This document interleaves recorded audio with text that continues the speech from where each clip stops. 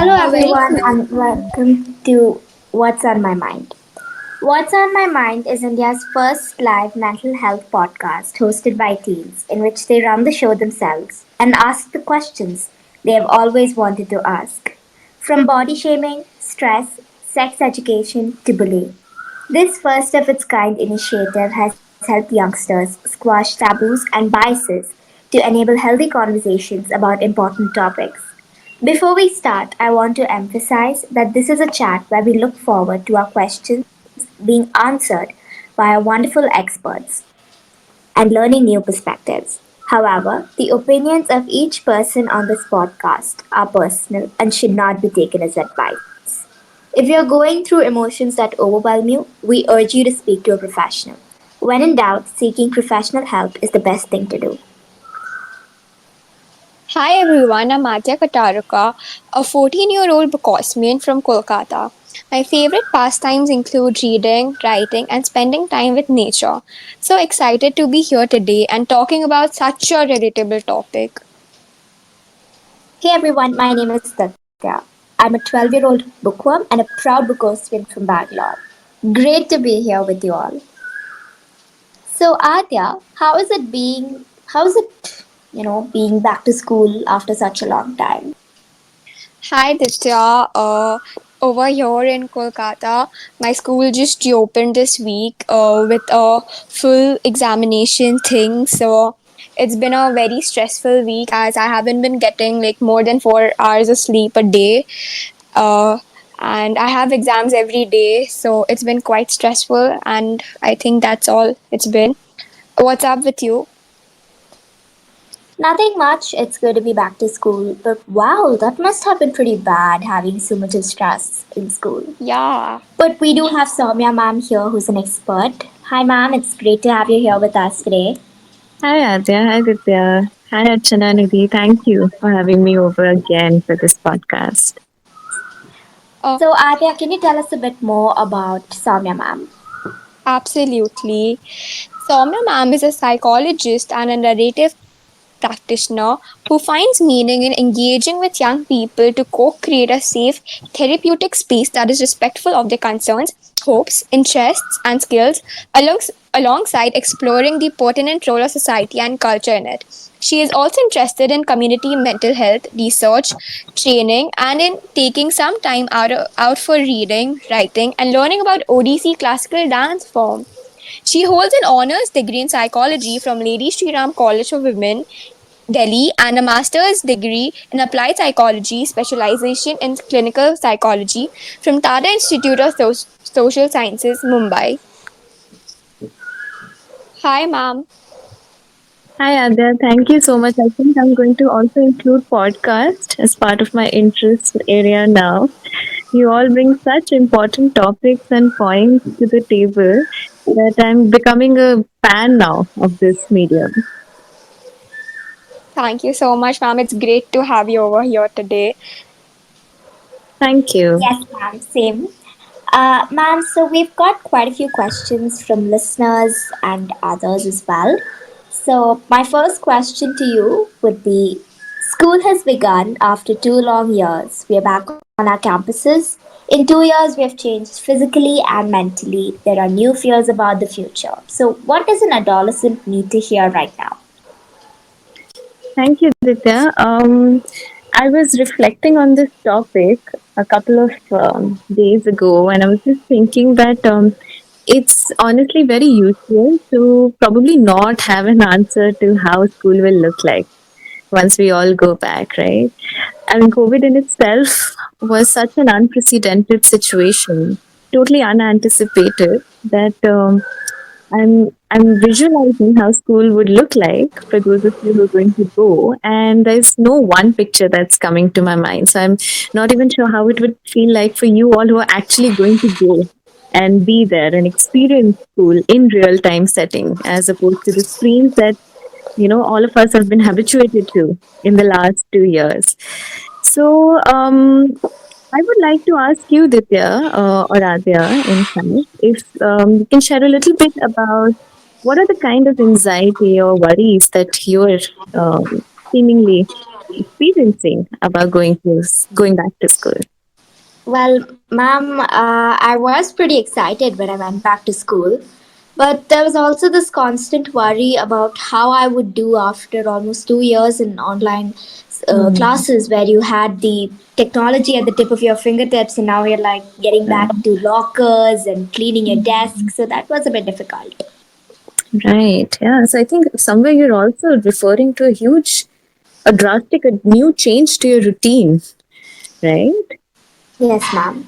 Yeah, so I'm wondering. I mean, maybe if we were to unpack this stress related to going back to school, it'll definitely have a lot to do with this new change in your routine. All of us have been work confined to our home in the last few years, so having a new routine altogether can be overwhelming. I'm wondering if part of the stress or anxiety could also be about health. All of us were not just emotionally safe inside our homes, we were actually physically safe inside our homes. So now going all by yourself to school in the middle of so many people, health stress could be one. Do correct. I'm wondering if there is any stress related to how school would look like, how academic performance would look like once you go back. Any concerns over there? Yes, ma'am. As I was saying, that my exams just started this week, and as like we were not habituated to give exams since 2 years we were giving it online, so there was a drastic change, and all of a sudden we came back to offline, and also it has been quite difficult for all of us, and so as we were now that we're doing it offline, there are so many things that have to be kept in mind, and like since and with whole day school we come back around 3:30 and all, Mm, and it's very very stressful, and we mm, don't get time to eat, we don't get time to do anything, it's just studies right. academics the whole day, and the worry Mm, about not doing good even after studying so much, that actually hits really badly, and that mm. is exactly what I've been going through this week. Right, right. Thank you, Aadya. I'm sure that so many of the listeners will be relating to you over here. Maybe many of them would be experiencing it while you're talking about it. Thank you for sharing that bit about yourself, Adya. I think I'm going to catch on to a couple of words you used there. You said that, I feel the stress of having to do everything together, right? And that's quite a lot. The word everything in itself is an uncertain amount of many things that you have to do. So I'm just thinking for a person who has been at home for 2 years, managing their academics in a new fashion over gadgets, has to suddenly one day go back to school again with the worry of having to do everything, they're likely to feel anxious, isn't it? The stress levels would definitely be high. But what can be adding on to the worry is to have it all right within a span of few days or few minutes or just a couple of days. And I'm not sure if it's fair for us to assume that people who are going to go back to school have to figure it out every day and the next day as well. It's possible that you may take time to even connect with your friends in real setting. Having only speaking to them over gadgets, it can look different. It's not just your mind that is getting acquainted to school, your peers, your teachers, your academic demands, but it's your body too that is trying to get acquainted. And a lot of the times when we talk about anxiety also gets stored in our body. So, like you said, you feel tired after the whole day coming back home. I'm just wondering if your body is still trying to get hold of your new routine. I don't know what would Ditya say to this. Well, yes, there is that waking up early thing to catch the bus because that never really happened in online class. You just wake a little later and you can just rush and Right. sit at your laptop. Yes, yes, yeah, indeed. I'm only thinking that probably it's fair for all of us to expect that it will take time for you all to get acquainted to your new routine. It's possible that you may have to give more priority to certain things over the other things, to take one thing at a time, to slow your pace, because there's no set in stone rule that says that you have to figure out everything all together at once when you go back to school. Somewhere I would encourage people, staff in the school settings to also reinforce this idea that the students can take their own time and pace to figure things out. While that could be difficult often to manage, I'm wondering if your friends, if your parents can also adjust their ideas around the fact that you can take your own time. You may look at, imagining how school was before the pandemic, thinking what were certain instances, moments, or part of your routine that you actually liked. Yeah, that used to make you feel more rested than tired. Maybe connecting back to those routine can help make school more enjoyable for you once you return back. Probably practicing separating from school, from home to go to school in little chunks can also help. For example, I was talking to this 14-year-old person a couple of days back, and they told me that one way in which they warmed up to the idea of going back to school was to go back to their memories of just the bus ride from their home to their school, and how they would have a lot of fun with their bus mates, and that helped them to set the stage for that particular day in terms of how they want that school day to go. It's possible that you may have to decide that, okay, if today I would just like to focus on my academics and look at connecting with my friends a little later, or maybe I want to connect with my friends and look at addressing some bits of my academics on this particular day, the rest on the other days. Maybe that can be certain ways in which we contain our anxiety of going back to school. What do you say, Aadya and Ditya? Absolute. Yes, ma'am, absolutely. Definitely.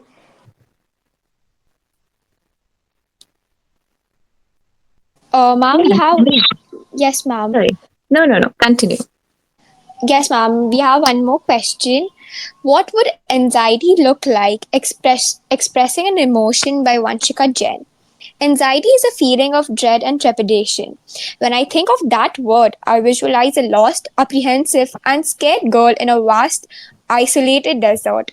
It makes me think of being on stage, tongue tied in front of the entire audience. It always associate I always associate the color grey with it, so dull and miserable. When people are anxious, they are likely to be biting their lips, clattering their teeth, and shaking like a leaf. They have butterflies in the stomach, their heartbeat is rapid, and they tend to break out in cold sweat. Often they feel restless, panic stricken, agitated, and tensed. People tend to feel anxious before taking a really important test or when they are about to speak on stage. Being too anxious can take away a really good opportunity and make you regret missing it. As said by Corrie ten Boom, worrying doesn't empty tomorrow of its sorrow, it empties today of its strengths. What does anxiety look like? Is it the same as the tension we feel before exams? Are there any telltale signs we should be aware of to help ourselves and others? Thank you, Adya, for sharing this poem. I think this was a very personal sharing of the individual who wrote the poem, because it did contain a lot of signs that we usually see in anxiety.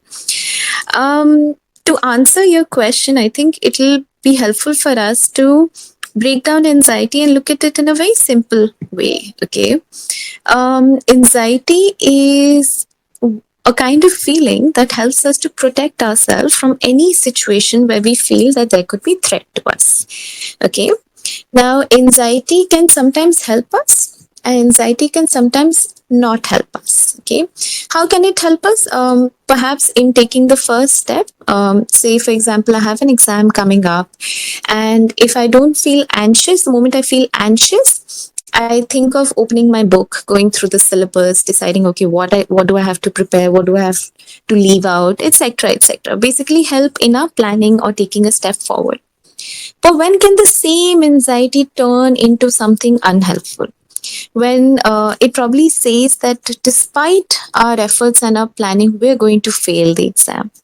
Probably doesn't help us when it says that we need to be the best in what we are doing. We need to be the perfect version of ourselves. Anxiety can also be stressful when it says that we don't have it in ourselves to do what we have to do. Okay, so that's where it's reaching a stage where it's not helping us at all.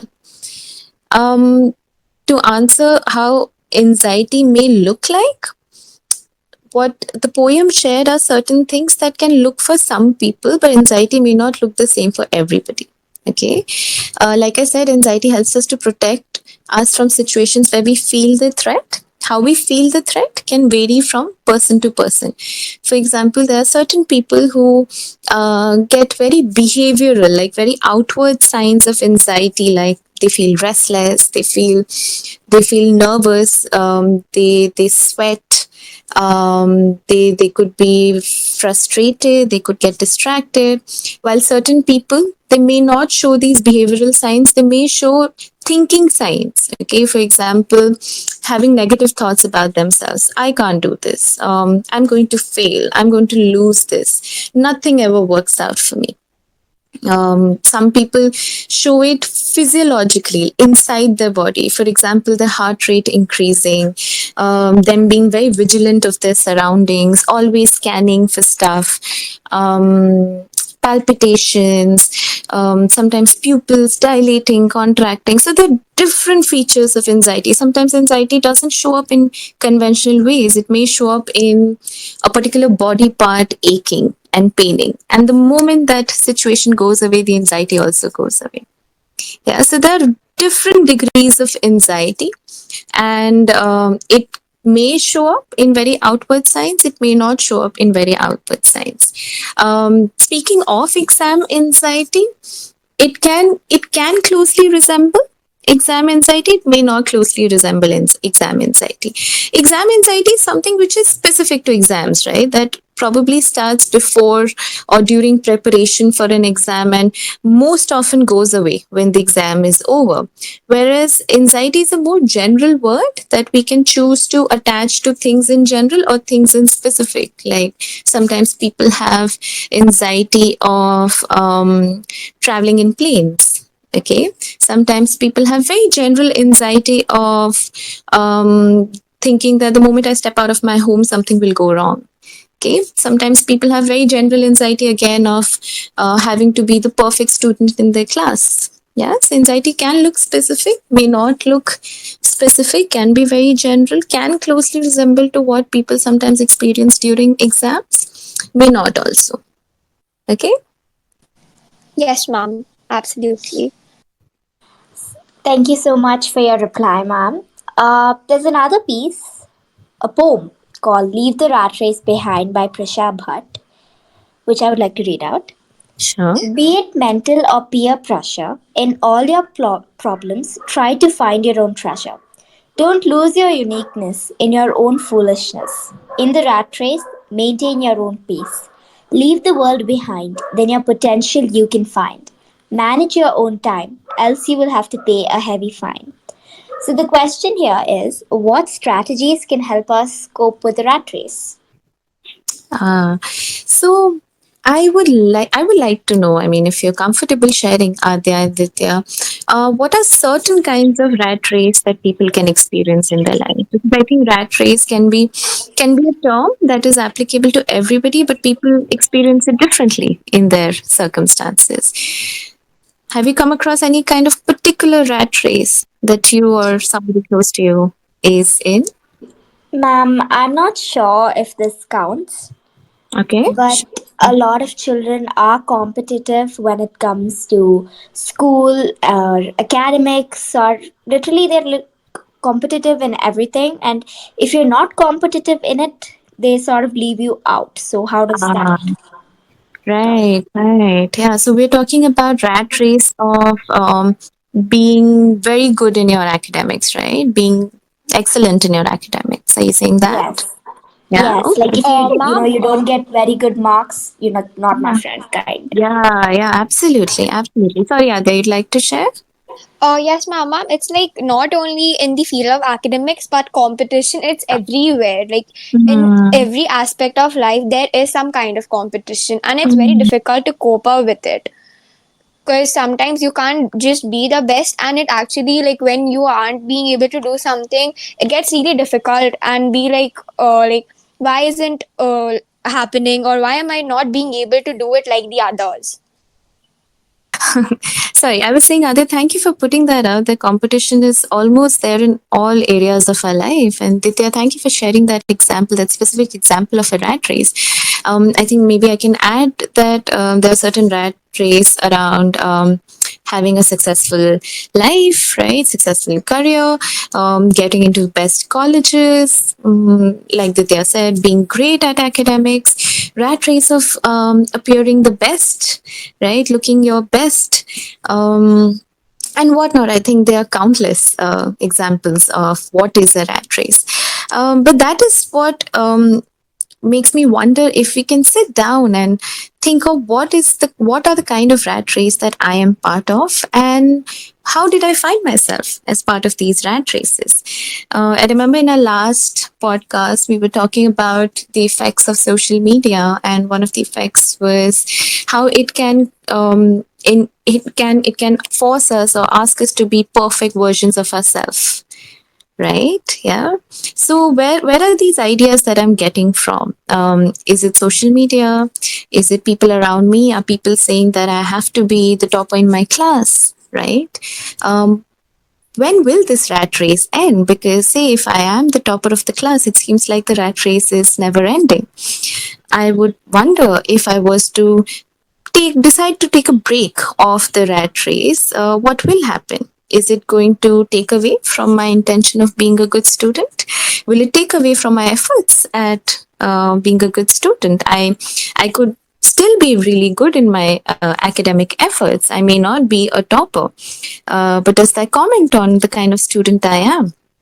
Often rat race creates the idea that unless you don't cross the finish line, unless you don't reach the top of the ladder, your efforts are not worth it. Okay, so that's where I often quote this person who shared a very beautiful thought with me, that it can be difficult to eliminate yourself completely from the rat races in the world, but if that's the situation, how would life look like if I was to create a meaningful finish line for my own self? Finish line that is on my terms, the finish line that honors my efforts, that honors my intention, that doesn't question me in case I'm not the topper.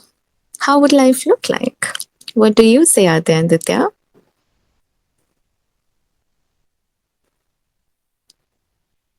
I completely agree, ma'am. Happens a lot of times, even among adults, a lot of times. Yeah, absolutely. I'm sure all the adults present here would highly relate to the idea of a rat race. It is a competitive world, and competition often benefits people. So people feel like, yes, they need to be competitive, they need to reap the rewards of a competition to feel worthy of existing in the society, like they've actually done something meaningful in the society. But the question is, if we were to take ourselves out of the rat race, would it end up diluting our efforts in any way? Just because I'm not the topper of the class, does that take away from me being a good student, from my efforts at continuing so many years of my academic life in so and so way? Yeah. Yes, Yes, ma'am. ma'am, sorry to interrupt 1 second. Yeah. I just got a question here. Hmm. If we decide to not be part of the rat race, you are branded as a different loser. Different or, loser. Either you're different Hmm. or you're different from the group. Oh, So, how do yes, you Right. ma'am. handle that? Yes, ma'am. We Right. are considered to be be the weak students of the class who are not being able to score, or like they are like you're not part of the good students batch, something like that. Mm. Right. I think it's a wonderful question, because I'm going to connect this to what often anxiety does for us. Okay. The reason why anxiety can often become powerful for us and control us rather than us controlling anxiety is when anxiety tells us that we are either good or bad. Okay, we're either uh, successful or we are failures. Okay, we are either very good student or we are the loser in the class, right? We are either the most helpful friend we can be or we are good for nothing. Okay, so what is anxiety doing here? It's telling us that our lives exist in black and white, right? That it exists in binary. So either you're part of this team or you're part of that team. What ends up happening as a result of this is that we are unable to credit our actual efforts in the process, and the idea that our efforts don't have to be boxed into one category. Yeah, it's unfair to categorize a human as a failure just because they are not good in academics. Are we saying that they are not good in any sphere of their life? Are we saying that the intentions are not good enough just because they are not reaping the results, so to say? Yeah. So it is debatable whether the word loser can really apply to this person that we're talking of, just because they are not good in this so and so domain of their life. Who's the one who's coming up with this label, loser? Why do people call somebody loser just because they are not able to perform as well as the other person instead? And why do they have to perform as well as the other person, right? Maybe they may have different sets of goals for themselves. I may be good in English, but I'm terrible at maths. Does that make me a loser automatically? Does that take away from my efforts at trying to understand maths, if not being the best at it? Does it take away my efforts at being good in English and may not, and maybe mediocre in Hindi? Yeah. So the binaries, they can often create a very competitive world, going back to what Adya was saying, right? Competition thrives in presenting us as black and white. And what we are looking at anxiety is quite often the idea that we have to be either this or that. And we are not somebody who can be in the middle, or maybe somebody who's beyond that. Absolutely, ma'am. Ma'am, here I would like to add up one question. Ma'am, because of competition and like for us, it gets difficult to cope up with the good grades and everything.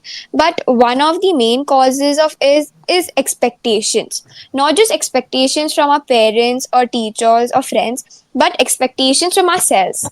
How can we make healthy goals for ourselves without putting too much pressure on ourselves? Right, right. I'm glad that you're adding the word healthy next to goals, and you using the word pressure, because it can be different from expectations, right? Like, all of us are humans at the end of the day, and it's okay to have expectations of ourselves, to have expectations of our friends, family members, of other people in our lives, right? That's how we know what we have to do ahead, right?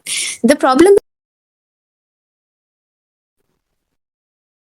the problem is when expectation crosses over and becomes pressure, like you said, Adya, right? What do you think could be a difference between pressure and expectation?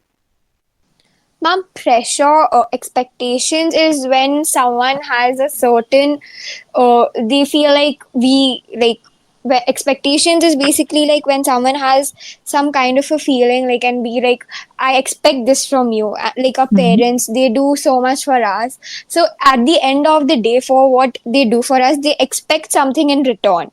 So Hmm. that can be a kind of expectation, and pressure can be pressure is what we do to we do pressurize ourselves to fit into that expectation or give our Hmm. parents back that thing, so we pressurize ourselves for that thing. Yeah, thank you, Adya. I think that was a very important insight you just shared with us. Pressure is different from expectation when we feel like we have to fit in to the expectation. It's almost like we are nothing outside of this expectation, right? For example, Yes, ma'am. I have this expectation that I have to. I know I'm constantly going back to this example, but I feel like this is something we can all relate to as school-going people. The expectation of being the topper in the class, right? Yes. It becomes a pressure when I am investing so much of myself to fit into that idea, right? When I'm breaking my bones, when I'm giving so much of my blood and sweat just to become the topper. And because I'm not the topper, it feels like I'm nobody, right? Going back to that black and white idea. Yeah. So probably our answer lies there in first distinguishing what is an expectation and what is pressure for me, right? And how can I draw a boundary with the pressure so that my expectations don't end up taking so much out of me? Yeah, maybe that may involve being more cognizant of the time that I'm allocating to my goal, so to say. For example, if I say that, I have to finish my holiday homework within this week, and my holiday homework is actually the quantity of a month, right? Imagine what it'll do to that person. Yeah, it's going to be either they're going to be very tired doing it, or they're going to be very disappointed because they were not able to meet their pressure, so to say. And very naturally, if I'm going to create a goal of finishing a month long work in a matter of a week, it's going to be either impossible or really difficult on me, will take a toll on me. Yeah. So taking, gauging the time I'm allocating, looking at what I'm supposed to do, what I'm not supposed to do, what are the factors that are under my control, what are the factors outside of my control. If I have the expectation to be healthy when I go back to school, right? What is my plan here? Am I ensuring enough safety protocols? Am I ensuring that I am using the sanitizer, I'm maintaining physical distance, I am putting my mask on? When does it become unhealthy? When I'm expecting other people to be as perfect as I am, right? When I'm expecting that other people will not lapse at all, because the moment they lapse, and if I get ill, then I'm going to be really hard on myself. In fact, I did all that I could to protect myself in this situation, isn't it? So I think one of the answers also lie in ensuring what is, of course, the distinction between expectation and pressure, and what is it that I can do for myself. What are certain things that I can't control in this situation? If I have the expectation of being a good student, okay, what are certain things that I'm doing to ensure that? If I have the pressure of being the best student, well, that also includes for how the school checks or evaluates academic performance, right? How what are the ideas of a topper in society, right? How much time do I have to become the topper in this so-called subject, right? So there are so many factors beyond our control. Am I beating myself really hard for not having enough control over everything? Yes, ma'am.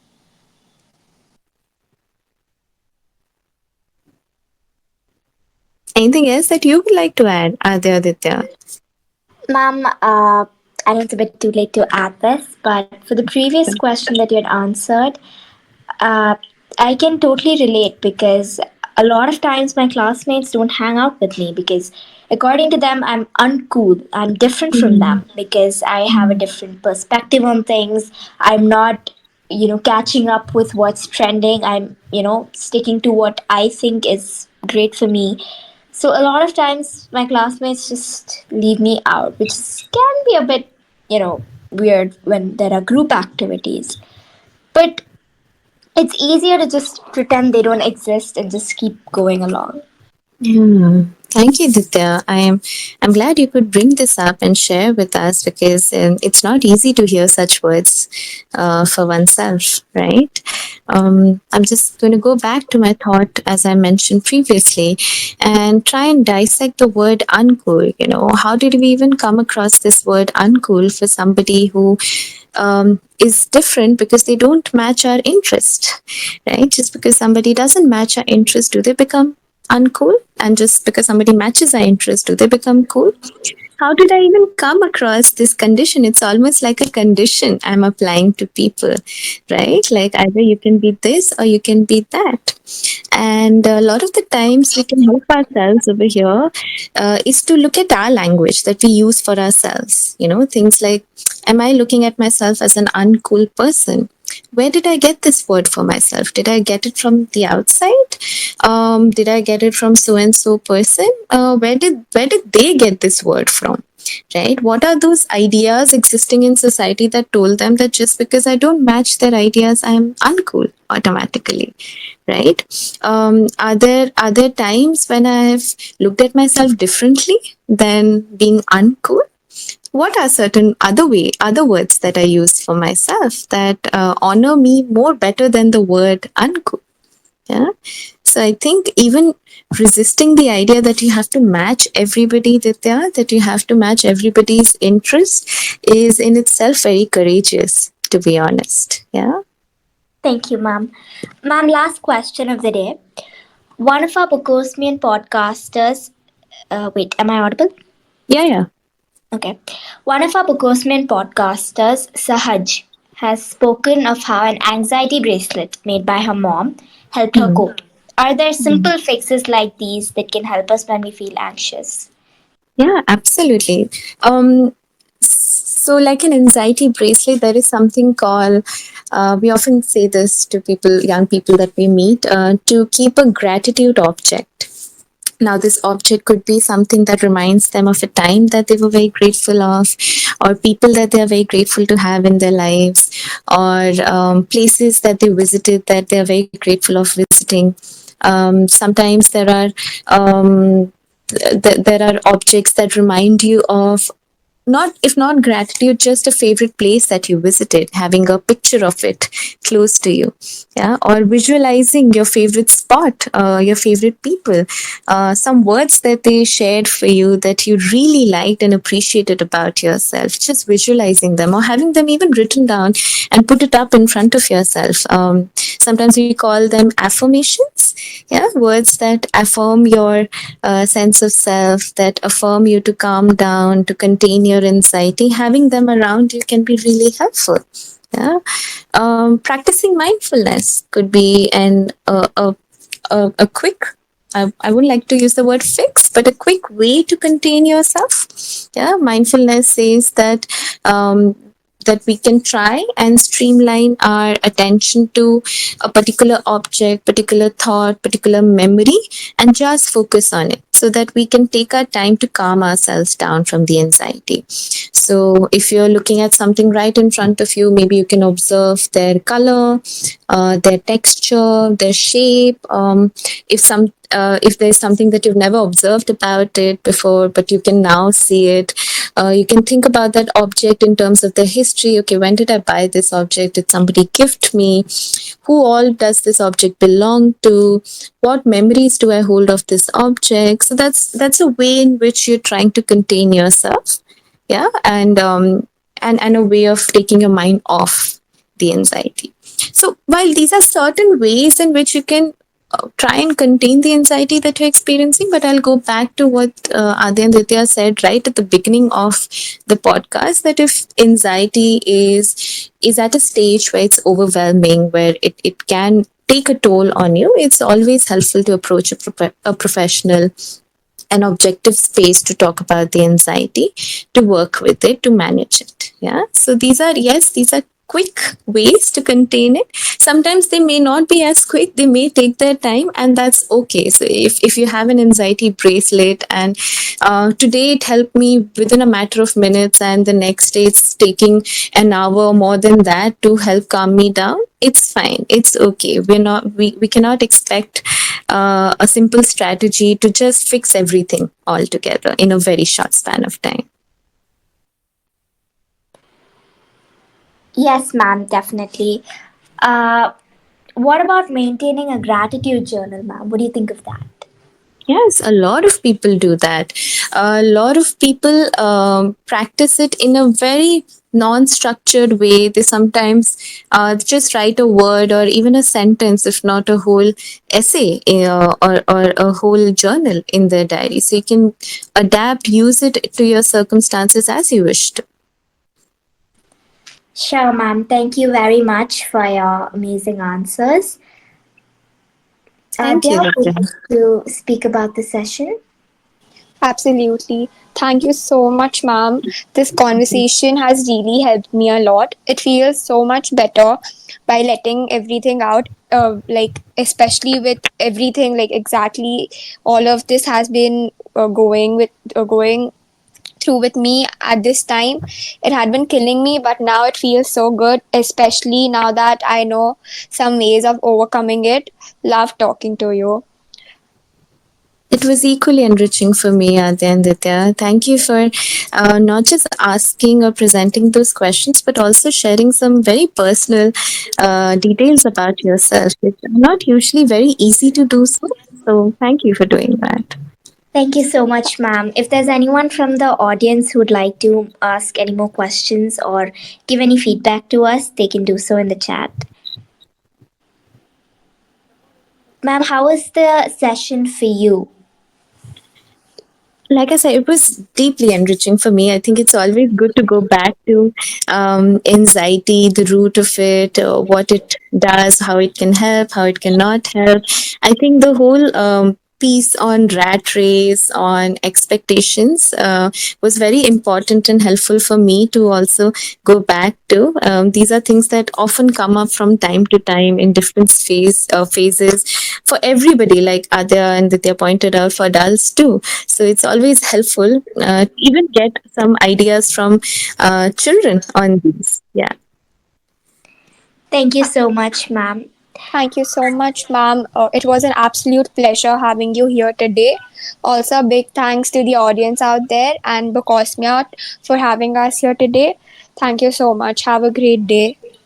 And thank you, Nidhi ma'am and Archana ma'am, for helping us through this. So, thank you everyone and have a great evening.